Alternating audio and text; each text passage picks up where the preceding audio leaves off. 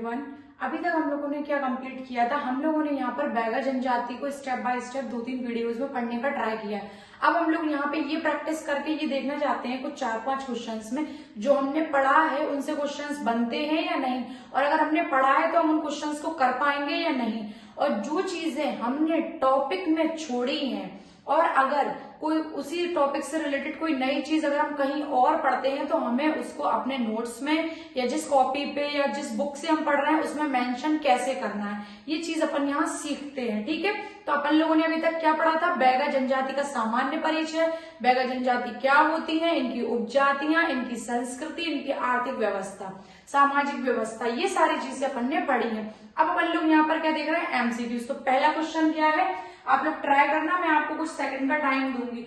निम्नलिखित में से कौन सी जनजाति बैगा जनजाति की उपजाति नहीं है? ये कोई नया क्वेश्चन नहीं है और ये अपन लोग उपजातियां पढ़ चुके हैं, लेकिन ये क्वेश्चन क्या पूछ रहा है? नहीं है, उपजाति नहीं है। सबसे पहला काम पेपर में, जब हम पेपर या टेस्ट सॉल्व करें तो हमें देखना है नहीं, नहीं शब्द तो नहीं छूट रहा है। कभी कभी हम लोग क्वेश्चन लगाते हैं तो हम उसका नहीं पढ़ते और है से अपन लोग कंफ्यूज हो जाते हैं और उल्टा सीधा आंसर लगा देते हैं। तो सबसे पहले क्वेश्चन को 2 बार पढ़ो। निम्नलिखित में से कौन सी जनजाति बैगा जनजाति उपजाति नहीं है? तो नहीं को अंडरलाइन किया। अब अपन ऑप्शन पढ़ेंगे तो बिंजवार, नरोतिया, बाडोया, काठमैना। अब आप इसका आंसर मुझे कमेंट बॉक्स में कमेंट करके बताना, मैं आपको कुछ टाइम देती हूँ, फिर मैं इसका सही आंसर आपको बताऊंगी। सोचो फटाफट, क्या हो सकता है इसका आंसर? निम्नलिखित में से कौन सी जनजाति बैगा जनजाति की उपजाति नहीं है?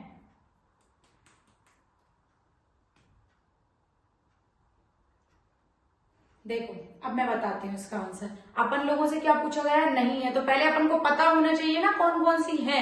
तो अपन ने जब पढ़ा था तो अपन ने कौन कौन सा पढ़ा था? कौन कौन सी थी जातियां? नरोतिया, भरोतिया, रायमैना, काठमैना, बिंजपार और गौंडमैना। इनमें से कौन सी मैच नहीं हो रही? देखो नरोतिया है, काठमैना है, बिंजवार है, तो कौन सी? बाडोया। बाडोया इसकी उपजाति नहीं है। जब याद ना आए कुछ ना हो तो रबर करके देख लिया करो, बहुत टाइम होता है अपने पास। एक क्वेश्चन को अपन 2-3 मिनट दे सकते हैं, 2 मिनट आराम से दे सकते हैं क्वेश्चन को। अब हम देखते हैं नेक्स्ट क्वेश्चन। नेक्स्ट क्वेश्चन में क्या है? दी बैगा पुस्तक के लेखक कौन है? जो दी बैगा पुस्तक लिखी है द बैगास, तो उसके जो राइटर है वो कौन है? बैरियर एल्विन, हरीशचंद्र, नदीम हसन या मजूमदार? बताओ कौन है इसके बैगा के लेखक कौन है? बैरियर एल्विन, हरीशचंद्र है या फिर नदीम हसन? ये बहुत सिंपल क्वेश्चन है, अगर एक बार भी रीड किया होगा तो अपन को आ जाएगा ये। तो कौन है इसके? सोचो, कमेंट बॉक्स में कमेंट करिएगा जब भी ये वीडियो देखो आप लोग उसको, इसके आंसर्स को, तो मुझे पता चलेगा पढ़ने के बाद कुछ समझ आया है या नहीं, सही डायरेक्शन है या नहीं। इसका जो सही आंसर है दी बैगास के कौन है? Verrier Elwin. Verrier Elwin Baigas को क्या कहते हैं? क्या संज्ञा देते हैं? जादूगर की। ये लोग क्या कहते हैं? जो बैगा लोग हैं वो जादूगर हैं।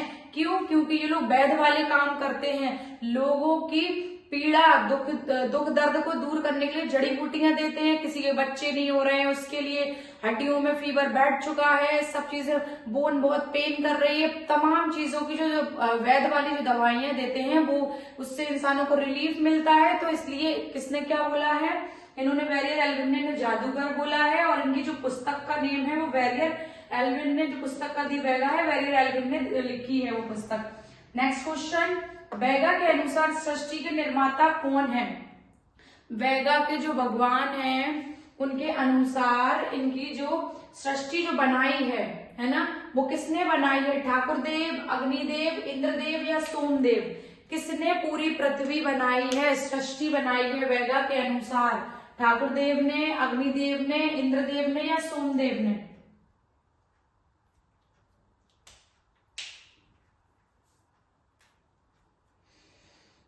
इसका जो सही आंसर होगा वो होगा ठाकुर देव। ठाकुर देव जो हैं सालों से इनकी पीढ़ियों की रक्षा कर रहे हैं, सृष्टि के निर्माता ये लोग किसको कहते हैं? ठाकुर देव को कहते हैं। इसका सही आंसर होगा ठाकुर देव। नेक्स्ट देखते हैं, निम्न में से बैगा विकास अभिकरण या प्राधिकरण नहीं है, किस जिले में नहीं है? बैगा जनजाति जो अति पिछड़ी जनजाति है, इन सारी जनजातियों के लिए एक प्राधिकरण अभिकरण बनाया गया है ताकि इनको जो अपनी जो नॉर्मल मतलब इनकी जो जनजाति है उनको मुख्य धारा में शामिल किया जाए। इसके लिए इन लोगों को ये जो प्राधिकरण है वो बनाया गया है। तो सहरिया का भी है, भारिया का भी है और बैगा का भी है। ये मैंने पढ़ाया नहीं था। अब ये आपको इस तरीके से कोई नई चीजें मिलती हैं तो आपको कैसे अपने नोट्स में या बुक में मेंशन करना है और ये इम्पोर्टेंट है। तो इसका आंसर लगाने का ट्राई करो अगर कभी पढ़ा हो। मंडला, शहडोल, रायसेन और बालाघाट। अब आप सेंस लगाओ कि बैगा जनजाति कहाँ पे पाई जाती है, किस क्षेत्र में, उस क्षेत्र के हिसाब से जब एग्जाम में ऐसे क्वेश्चन पूछे जाएं तो हमें कैसा अपने एनालिसिस करके कैसे आंसर्स को लगाना है, उस तरीके से मैं इसको आपको समझाना चाह रही हूँ कि एनालिसिस के बेसिस पे जो चीजें हमने नहीं भी पढ़ी है लेकिन पूरा टॉपिक पढ़ा है तो हम सही आंसर तक कैसे पहुंच सकते हैं, आपको ये सीखना है। इसमें बताओ क्या हो सकता है इसका आंसर? जैसे बैगा विकास अभिकरण या प्राधिकरण नहीं है, मंडला, शहडोल, रायसेन और बालाघाट। देखो इसका आंसर लगाने का सही तरीका ये, अपन ने एमपी का मैप पढ़ा था ना, तो ये जो जनजाति थी वो कहाँ पूर्व की तरफ पाई जा रही है अपने मैप में। ये कहाँ पाई जा रही है? ये पूर्व की साइड विस्तृत है, पूरी की पूरी पूर्व की तरफ फैली हुई है। तो पूर्व की साइड कौन कौन से जिले हैं? मंडला है, शहडोल है और बालाघाट है। रायसेन तो नहीं है ना, रायसेन तो भोपाल के पास में है, तो ये तो दूर हो गया यहाँ से। तो इसका जो सही आंसर जा सकता है वो जाएगा क्या? रायसेन। अब जो बैगा जनजाति के विकास अभिकरण हैं कौन कौन से हैं? एक तो हमारा मंडला है, शहडोल है और बालाघाट है, ये तीन तो हैं। इसके बाद अगर हम देखें तो इसके बाद है अनूपपुर में भी है और डिंडोरी में भी है ना। तो कहाँ कहाँ पर है? मंडला, शहडोल, बालाघाट, अनूपपुर और डिंडोरी, इन जगहों पे विकास अभिकरण है। और जो नहीं था तो मैंने इसका आंसर अपन ने क्या लगाया? रायसेन। नेक्स्ट अपन देखते हैं लमसेना किस जनजाति की विवाह प्रथा है? तो अपन लोगों ने इनकी 6 विवाह प्रथा पढ़ी थी ना, तो उनमें से कौन सी इनकी विवाह प्रथा किसकी, लमसेना किसकी है? तो सीधा सीधा आंसर जाएगा, अपन बैगा पढ़ रहे हैं तो ऑब्वियसली बैगा की ही होगी, है ना। तो इसका सही आंसर क्या जाएगा? बैगा। लमसेना किस जनजाति की विवाह प्रथा है? इस तरीके से अपन को क्या करना है, जो आंसर्स अपन को नहीं आते हैं उनको भी अपन थोड़ा सा यूज करके अपने ब्रेन का और सीधी तरीके से अपन कैसे पहुंच सकते हैं आंसर तक। बैगा विकास प्राधिकरण नहीं बताया था ना आप लोगों को, क्योंकि मुझे क्वेश्चंस में बताना था वो, इसलिए मैंने नहीं बताया था। तो एक जगह पर कहीं पे भी जाकर इसको लिख लो। जब अपन सहरिया पढ़ेंगे तो सहरिया का लिख लेंगे और भारिया पढ़ेंगे तो भारिया का पढ़ लेंगे। तो अभी आप बैगा का लिख लो। बैगा के जो विकास अभिकरण या प्राधिकरण है वो कहाँ? 6 जिलों में है। वो 6 जिले किस तरफ है? पूर्व की साइड है, अपन ने देखा था मध्य प्रदेश में। तो अब शुरुआत आपको ऐसे याद रखना है, मंडला, फिर उसके बाद आप शहडोल, उसके बाद बालाघाट, मंडला, शहडोल, बालाघाट के बाद आप करोगे क्या? डिंडोरी, अनूपपुर और उमरिया, ये 6 हैं। ऐसे आप इसको याद रख लेना, ठीक है। अब अपन नेक्स्ट क्वेश्चन लगाते हैं। नेक्स्ट क्वेश्चन में अपने क्या है? बैगा पंचायत कौन सा पंच नहीं है? बैगा पंचायत में कौन सा पंच नहीं है? अपन ने 5 इनके पंच पढ़े थे ना, कौन कौन से थे? अब आपको सोचना है, मुकद्दम, समर्थ, कोटावर या गोहिया। इन 4 में से ऐसा कौन सा ऑप्शन है जो बैगा के पंच में नहीं है ना। सबसे पहले क्या देखोगे? नहीं शब्द को देखोगे सबसे पहले। सोचो सोचो फटाफट, बताओ इसका आंसर कमेंट बॉक्स में कमेंट करके। बैगा पंचायत में कौन सा पंच नहीं है? मुकद्दम, समर्थ, कोटवार या गोहिया? क्या हो सकता है इसका आंसर? देखो अपन ने इसमें पढ़े थे ना, मुकद्दम था जो मेन हेड था पंच का, ठीक है। समर्थ था, समर्थ क्या कर रहा था? समर्थ पूरे सबके खाने पीने की व्यवस्था करता है जब कोई बारात, आगमन या कोई फंक्शन होता है।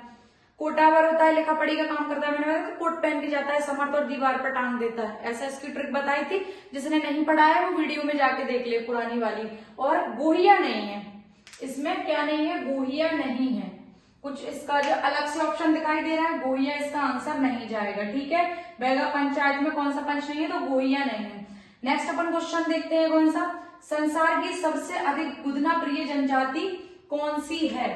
इसमें ऑप्शन नहीं लिखे हैं, कौन सी है, भील है, गोंड है, या फिर बैगा है, या सहरिया है। ऐसी कौन सी जनजाति है, ये तो सब बता सकते हैं, ऐसा कोई भी बच्चा नहीं है जो ये वीडियो देख रहा है और उसको आंसर नहीं आया इसका। अगर उसने पुरानी वीडियोस देखी हैं, संसार की सबसे अधिक गुदना प्रिय जनजाति कौन सी है, कौन सी है, भील है, गोंड है, बैगा है, या सहरिया है। तो इसका सही आंसर क्या जाएगा, बैगा जनजाति। बैगा जनजाति में सबसे ज्यादा गुदना प्रिय जनजाति है। ये लोग टैटूज बनाते हैं, ऐसे इसको याद रखना है, कैसे बैग के ऊपर गूंथ दिया कुछ भी, है ना, तो याद रहेगा, भूलोगे नहीं, ठीक है। नेक्स्ट क्वेश्चन देखते हैं, बैगा जनजाति किस वृक्ष को प्रिय मानती है। जो बैगा जनजाति हैं, ये लोग, इन लोगों का एक महत्वपूर्ण वृक्ष होता है जिसमें इन लोग की मतलब भगवान की एक आस्था है उस पेड़ को लेकर। तो वो पेड़ कौन सा है, वो वृक्ष कौन सा है, सागौन है, साल है, बरगद है, या शीशम है। बताओ इसका आंसर क्या हो सकता है।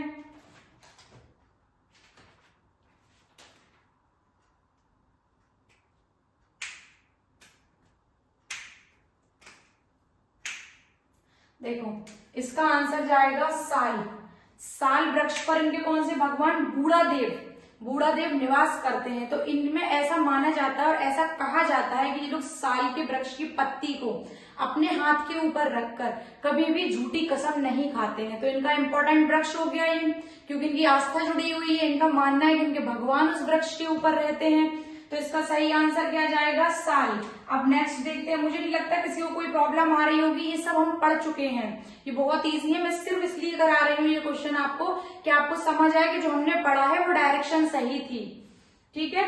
फिर बैगा जनजाति विवाह के अवसर पर बारात के आगवानी के स्वागत में महिलाएं कौन सा नृत्य करती हैं, ये भी मैंने पढ़ाया है। परधोनी, सैला, कर्मा, या दादरिया, इनमें से कौन सा नृत्य है। जब इनके इधर बारात आती है तो महिलाएं डांस करना शुरू कर देती हैं, डांस करती हैं उनके आगमन पर, खुशी पर। तो वो कौन सा नृत्य होगा, वो नृत्य होगा परधोनी नृत्य। मैंने बोला था ना, चुन्नी डाल ली ऐसे इमेजिन करो और खूब डांस कर रही है पूरा फेस को कवर करके, लंबा सा घूंघट डाल के। तो आप ऐसे इसको याद रख सकते हो, कोई चीज को इमेजिन करो बस, तो वो आपको सही टाइम पर याद रहेगी। इसलिए इनको इमेजिन करके पढ़ना, क्योंकि अभी अपन आगे और भी जनजातियां पढ़ेंगे। जब आप नेक्स्ट जनजातियां पढ़ोगे तो सब मिक्सचर हो जाएंगे, मिक्स सब्जी बन जाएगी उनकी।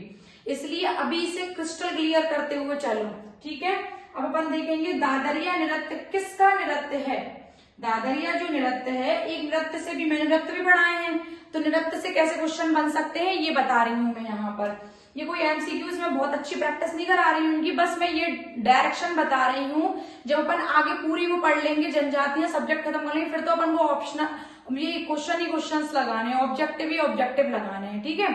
तो इसका क्या हो सकता है, दादरिया नृत्य किसका नृत्य है, भील का है, गोंड का है, सहरिया का है, या बैगा का है। ये भी बहुत इजी आंसर है, इसका भी आंसर क्या जाएगा, बैगा, क्योंकि हम बैगा जनजाति पढ़ रहे हैं तो आप लोग आराम से इसको लगा सकते हो, वो पढ़िए। तो दादरिया नृत्य क्या, बैगा जनजाति का नृत्य। ऐसे अपन को इसके भी याद रखने हैं, पूरे नृत्यों को भी याद रखना है। तो मैं आपको ये बता दूं कि अपन बैगा जनजाति ऑलमोस्ट पूरी कंप्लीट कर चुके हैं। जो बेसिक चीजें हैं उसकी वो भी पढ़ ली है, थोड़ा डीपली भी अपन ने इसको पढ़ने का ट्राई किया। अब आपका काम है, आप जगह जगह से जो टेस्ट हैं, जो भी टॉपिक है, कहीं से भी क्वेश्चन मिलते हैं, बैगा जनजाति के छांट कर आंसर लगाओ। और जो भी आपको नया मिलता है वो अपने नोट्स में या बुक में जिससे पढ़ रहा है उसमें मेंशन कर लो। अब अपन को क्या करना है, अब मैं नेक्स्ट कल से जो हम लोग हैं, अभी हम लोग की रिदम में आ गई है पढ़ाई, ठीक है। तो अपन लोग क्या करेंगे, नेक्स्ट सब्जेक्ट ज्योग्राफी स्टार्ट करेंगे। ज्योग्राफी में भी मैं सबसे पहले जलवायु वाला पोर्शन कंप्लीट करूंगी। पेशेंस रखना, ये बहुत अच्छा है, ऐसा कोई क्वेश्चन नहीं होगा जो पश्चिमी विक्षोभ, दक्षिणी दोलन, जो हम लोग के सिलेबस में सीधा सीधा मेंशन करके रखा गया हो, जो आपको ना आए और आप इसके आंसर नहीं लगा सको। इसको बहुत अच्छे से पढ़ना है ताकि अपन इसका एक भी क्वेश्चन गलत नहीं करें। सिलेबस में सीधा सीधा दिया हुआ है पॉइंट बना के, तो ऐसा तो नहीं है क्वेश्चन नहीं आएगा। ज्योग्राफी का वेटेज भी ज्यादा है, 10 नंबर की अगर एमपी की ज्योग्राफी है, 10 नंबर की इंडियन ज्योग्राफी है, तो अपन को ज्योग्राफी को सीरियस और अच्छे बेसिस पे पढ़ना। ये यूनिट बहुत इजी और स्कोरिंग यूनिट है, मैंने इसलिए उठाई है। ज्योग्राफी भी हम लोग इसीलिए पढ़ रहे हैं कि वो बहुत इंपॉर्टेंट और क्या स्कोरिंग यूनिट है। उसके 3-4 दिन बाद अपन तीसरी यूनिट स्टार्ट कर लेंगे। वो कौन सी होगी? अपनी सेकंड यूनिट शुरू करूंगी मैं, संस्कृति वाली, जो जिसमें अपन पूरी हिस्ट्री से शुरू करेंगे या फिर पर्यटन वाले टॉपिक से। कोई भी एक ऐसा टॉपिक उठा लेंगे जो हम लोग की रिदम बना दे, है ना, ताकि अपन लोग आगे उसको पॉइंट बाय पॉइंट पढ़ना शुरू कर दें। अगर मैं कोई बोरिंग सा टॉपिक उठा के पढ़ाऊंगी तो आप बोर हो जाओगे।